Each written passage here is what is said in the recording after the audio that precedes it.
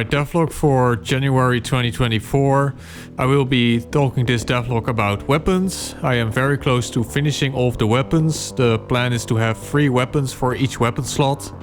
And I am very close to finishing all of them. So I'm currently doing kind of like an end sprint to reach that finish line of the milestone, have all weapons in the game. So I started with that this week. I didn't have really a lot of time 1 week in the month because I had to do my driving test, and that took a lot of time because European driving tests are extremely strict, so I had to learn a lot. But thankfully I passed in one go, so that's something I never have to worry about again. And further I've been working on level 5, which is coming along quite nicely. But yeah, I needed to have something I could talk about this devlog, so I quickly started work on weapons because that's something I do enjoy showing on devlogs, and also I kind of don't want to spoil the levels, whereas spoiling the weapons, whatever, I don't think it really matters. So first weapon I will be working on is the sticky launcher. The sticky launcher is the third weapon and the final weapon in the explosive category, and I mean, if you played Team Fortress 2, you know what this is. Oh shit.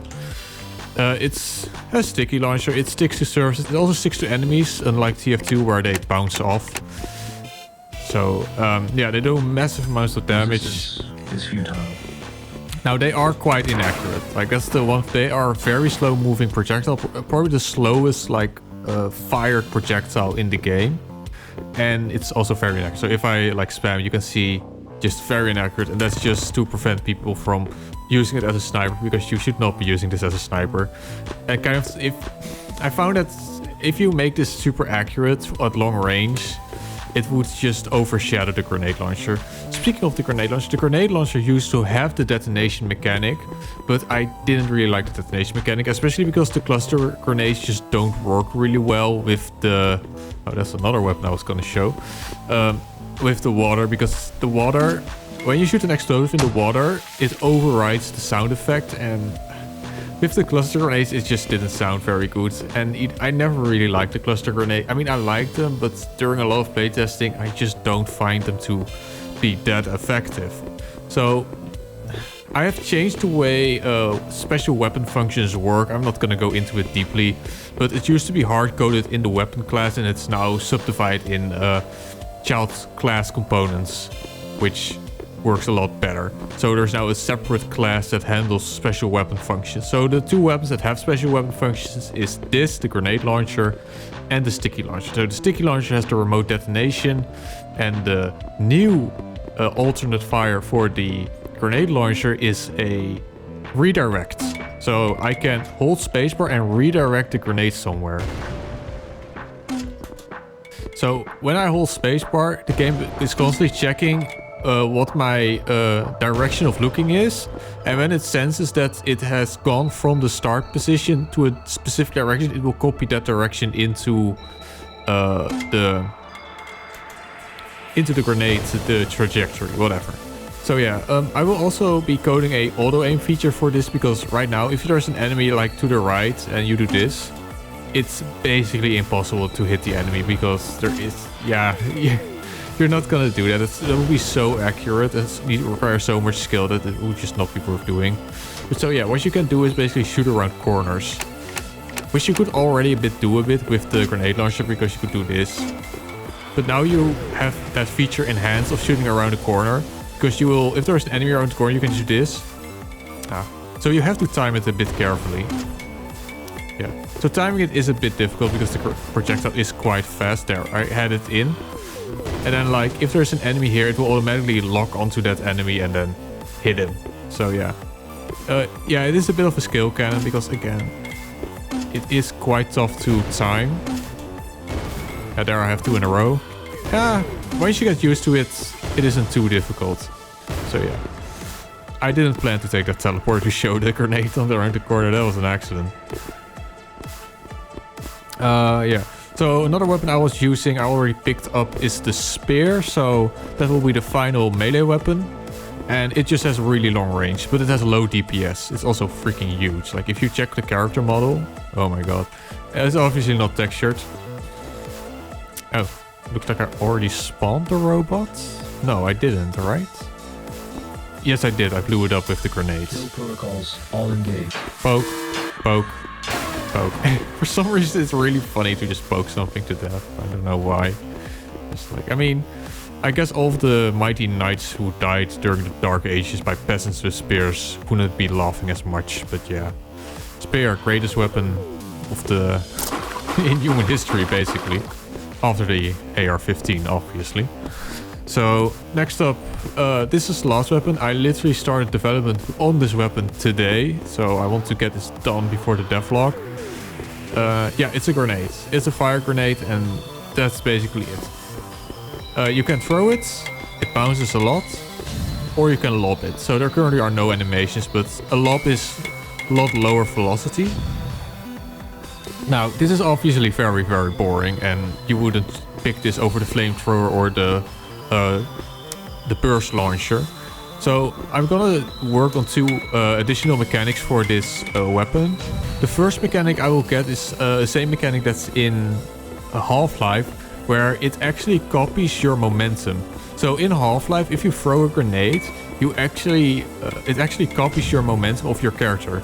So what you can do in Half-Life is you can walk to a corner, look to the left, and then throw a grenade, and the grenade will then basically copy your momentum. Oh, I'm trying to jump, but I have spacebar on alternate fire.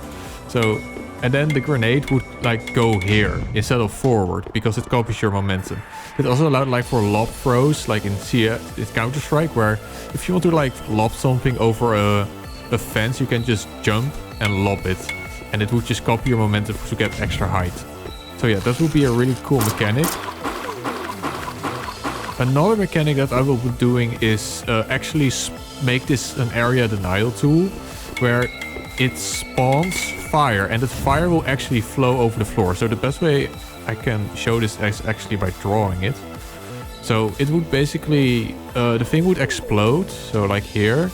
It would then check for a floor, and if it finds a floor, it will spawn a block, and then it will expand. So it will keep spawning block hitboxes until it has basically fulfilled a circle, and that will be the circle of fire.